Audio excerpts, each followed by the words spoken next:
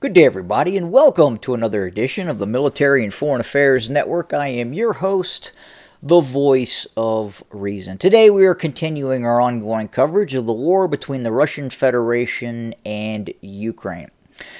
And today, it has been announced that the Ukrainians have received the Patriot air defense missile system. The United States has also trained about 65 Ukrainian personnel in the United States. That occurred in Oklahoma. At the same time, we also believe there are thousands and thousands of Ukrainian troops in Western Europe, Germany, United Kingdom, other areas being trained by NATO and the United States. Now, where are these Patriot air defense missile systems going to be deployed? It's difficult to say. We would assume that key areas where the Ukrainians would like to place these systems would obviously be Kiev. It's highly likely we would see Patriot missile systems in Odessa. They would probably be part of the 160th Anti-Aircraft Missile Brigade located at Odessa. In Kiev, again, they would probably be located with the 96th Anti-Aircraft Missile Brigade located just south of Kiev. In the west, there is a possibility that Lviv could also be an area where the Ukrainians would want that weapon system deployed as well. The 540th Anti-Aircraft Missile Regiment could also be a recipient of those Patriot missiles. And remember, they're coming from three different countries. They're coming from Germany. The Patriots are coming from the United States, and they're coming from the Netherlands as well. So how many will they ultimately get? Difficult to say. The Ukrainians are probably being very, very careful about the deployment of these weapon systems, be destroyed by a Russian cruise missile and Iskander strikes that could take place. Now, additionally, I want to continue our coverage of the Bakhmut butcher shop. I wanted to give you a viewer the idea of an idea of the size and scope of what we're seeing in Bakhmut, and I want to try and talk about also the Ukrainian plan. And I've done this before, and we've talked about why the Ukrainians are still there. And I think this is an important part on why the Ukrainians are still there. First, the distance. If you look at the area of western Bakhmut, the Russians now occupy central Bakhmut, and they're now crossing the Ukrainian defensive lines that were set up near the railway area, and the Russians are now pushing both north and east to west towards the last remaining Ukrainian forces that are held up in Bakhmut. Now, you got to understand the distance between the northern sector and the southern sector. So you have Russian forces to the north, Russian forces to the south, Russian forces to the east. If you look at this on the map, the distance, and we start here and we go down to the south, 3.06 kilometers. 3 kilometers is the distance that Ukrainian forces occupy from north to south. And again, this area is a gray zone, so there's highly likely that the actual Ukrainian forces are actually cramped in an area essentially from here to here, which is 1.86 kilometers in distance. Not a lot, considering you have Russian forces north and south, considering that an anti-tank guided weapon system will exceed 2, 3, 4 kilometers in distance. Artillery absolutely can cover any area. Russian artillery can cover any area in Bakhmut and west of Bakhmut by many, many kilometers.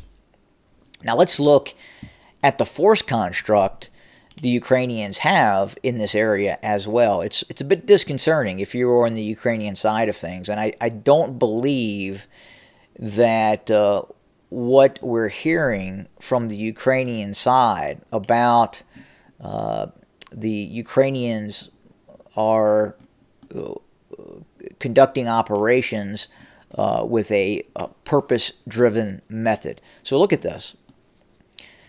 That is a lot of units that appear to be trapped in Bakhmut. They can't all just leave because, again, they would be obliterated by Russian artillery fire. So the Ukrainians are having to trickle out of Bakhmut when they can. And they're trying to keep this pocket open as long as they can before it collapses and all these Ukrainians are taken as prisoners of war. It's not that the Ukrainians don't want to get out of Bakhmut. They can't get out of Bakhmut. Now, we've heard that Zelensky and the political leadership in Kiev wanted to keep Bakhmut, and I believe they did. And unfortunately, it may have not been necessarily a prudent decision. They probably should have listened to the Pentagon. They probably should have listened to their own military leaders when they were advised, hey, we should pull out of Bakhmut while the Russians were well east of this river in eastern Bakhmut. Didn't happen. Now you have 1, 2, 3, 4 Ukrainian brigades and another 1, 2, 3, 4, 5, 6, 7, 8, 9 Ukrainian battalions that are trapped in Bakhmut. And again, just because they give the order to leave Bakhmut does not mean they can. If these forces were to try a mass withdrawal through these road networks, these 2 road networks that exist, again, the Russians would just obliterate them. You would see, you remember the highway of death in 1991 Kuwait, where the Iraqi army tried to leave Kuwait? That's what it would look like. It would be the Ukrainian highway of death. And that's why the Ukrainians are still there. Again, it's not because they want to be there. It's because we here at MFAM believe they can't leave. They're trapped.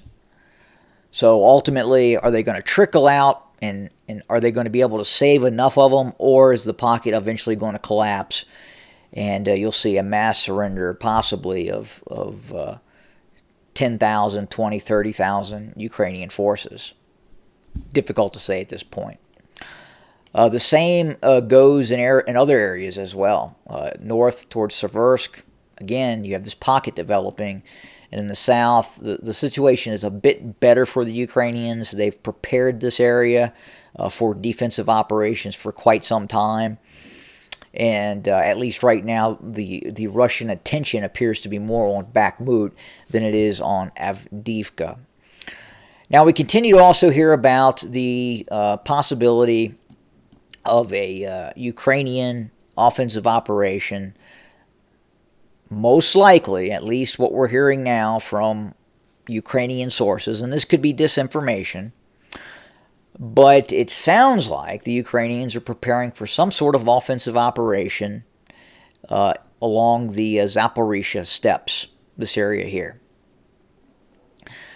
Now, it also sounds like that there is deep discomfort in the Ukrainian command that does not believe they are ready for large-scale offensive operations against Russian forces in the southern sector, the Zaporizhia Oblast, the land corridor from Russia to Crimea. So we continue to see the massing of Ukrainian brigades, both north of Zaporizhia and northwest of Zaporizhia. Some are on the western bank of the Dnieper River. Some are on the eastern bank of the Dnieper River. As far as this map is concerned, they allege that the Ukrainians on the eastern bank of the Dnieper River, near Dnipro, you have essentially 1, 2, 3, 4, 5, 6 Ukrainian brigades, and on the western bank you have another 1, 2, 3, 4, 5, 6, 7, possibly 8 Ukrainian brigades that are preparing for an eventual operation. Now, I believe that the Russians are starting to see or take notice of some of these Ukrainian units attempting to cross the Dnieper River. We're hearing this is being done at night. The Russians do have the capability to strike at these moving Ukrainian units. Now, we had believed, going into this war, that one of the main goals, and a goal that we believe that the Russians would firmly be able to accomplish, was severing all transport and being able to interdict all Ukrainian units attempting to cross the Dnieper River. There's not a lot of bridges that cross the Dnieper. And you would think that the Russians would have the ability to knock these bridges out, thus creating the inability of the Ukrainian military to deploy on the eastern bank of the Dnieper River. This is the Dnieper River, east bank, west bank. And again, I believe this is befuddling many analysts, including me. Again, just unsure how the Russians are not able to stop these Ukrainian forces from crossing the Dnieper River. And you could do that by blowing these bridge access points, these bridge crossings, and let's count them. Let's go from near Zaporizhia all the way north and look at all the bridges that the Russians could target. So we've got we'll call that 1, 2. Continuing to move north.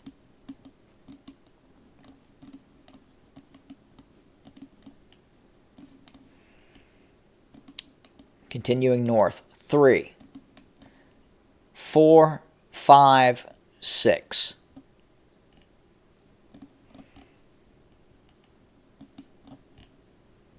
Call that 7, 8.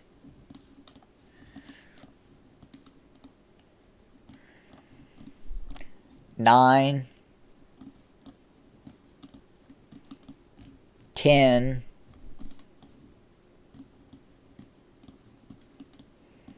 and now we're in Kiev.